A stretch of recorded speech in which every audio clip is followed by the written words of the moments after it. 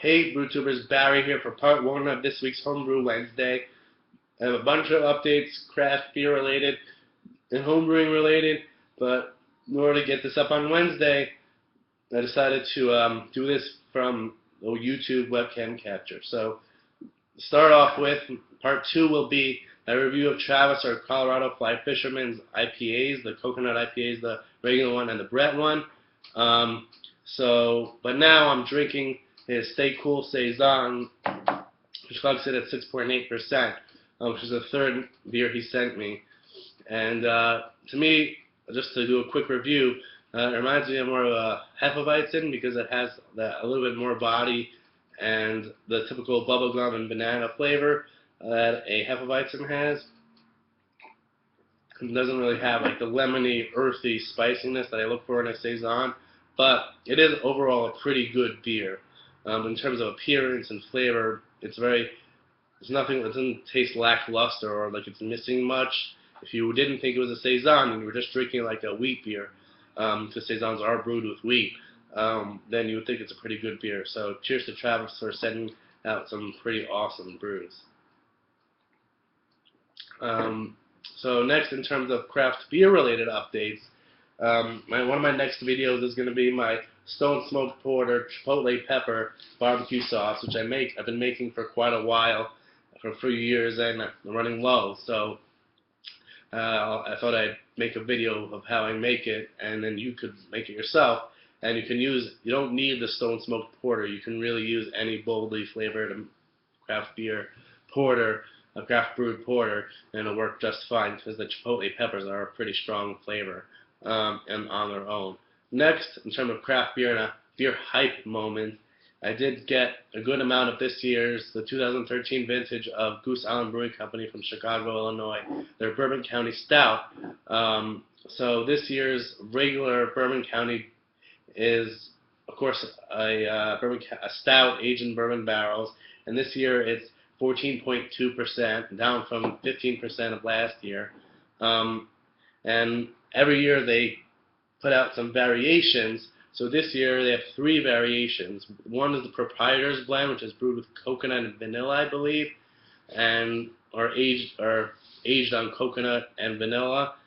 But that's only in Chicago. And then the 2 variations, one of which hasn't reached New York yet, which is the Backyard Rye, which is aged in rye whiskey barrels instead of bourbon, and then has some lingonberries and other berries in it.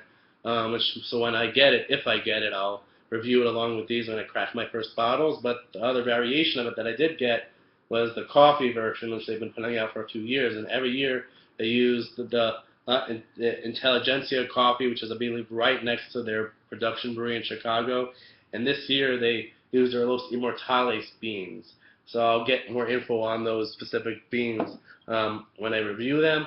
And then the last beer I got from the Bourbon County line this year is the barley wine, which is a cool method. It's called third use of barrels, which means that they use the barrel first for the bourbon, obviously, then their Bourbon County Stout was in there, and then they threw the barley wine in there. So it should have a lot of layers of flavor. And if it's anything like their King Henry, which they released a couple years ago, then it'll be awesome. So I'm looking forward to that. Then, in terms of my last craft beer update, and on my first take for this video, got a knock on the door from UPS, and I got 2 beers from Rob Todd from Allagash, from their limited release Wild Ale series. First is the Resurgam, or Cool Ship Resurgam, which I believe is a blend of a bunch of their wild ales. And then their Midnight Brett, which I did try at the event, and it was pretty good, so it'll be cool to maybe age that bottle and see how much more funky it could get, and then I'll review it. So that's that for craft beer updates. In terms of home brewing, I decided to focus my holiday money or my Hanukkah money on 2 parts. One for beer trades, because I'm doing a couple big beer trades, and I'm in the process of 2 big beer trades now, so they're going to cost me a good chunk of change. So I'm going to set aside some money for those.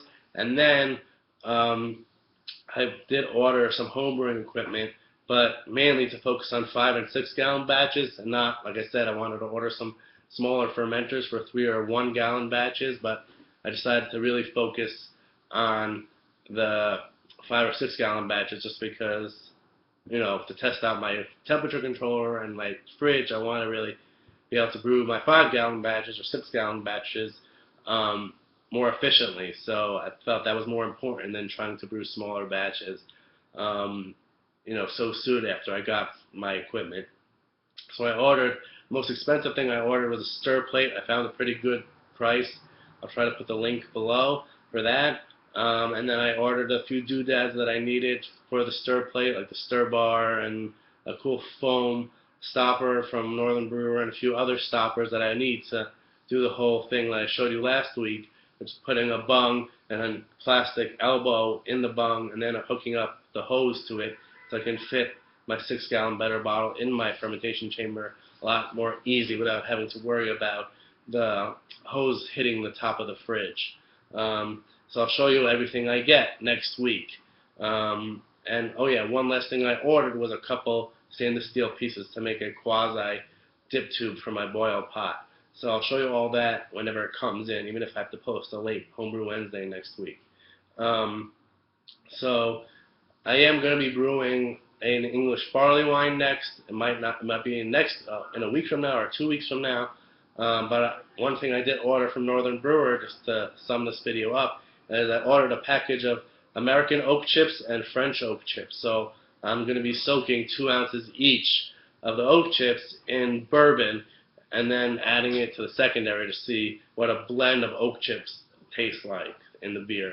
So get a little bit of the medium toast and light toast chips in there and 2 different types of wood, different types of oak in the beer and see what it does. So those are all my updates for now. I know there was a lot to swallow, but I didn't want to make the video too long because I know I've been posting really long Homebrew Wednesdays the past few weeks. So cheers to you guys. Happy Homebrew Wednesday. Keep on brewing and drinking awesome beer, and I'll see you soon. Cheers.